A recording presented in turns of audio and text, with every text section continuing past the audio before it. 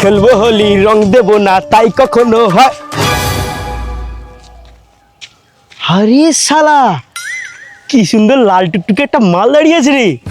যাই এই লাল আবিরটা ওর কপালে হোলির নাম করে দিয়ে দেবো। বয়সে যদি আমাকে স্বামী হিসেবে মেনে নেয় লাইফটা পুরো একদম ঝিঙ্গালালা হয়ে যাবে। যাই যাই যাই যাই যাই। Happy Holi madam.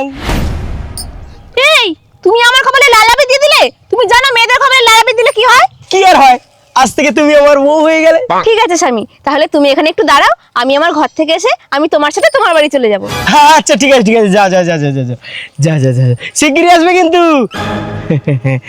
যাক বাবা, শেষ পর্যন্ত তাহলে আমার বিয়েটা হলো। জয় বাবা হোলি দেবের জয়।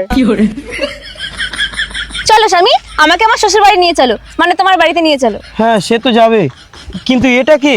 আরে স্বামী, এটা তো আমার আগের পক্ষের মেয়ে।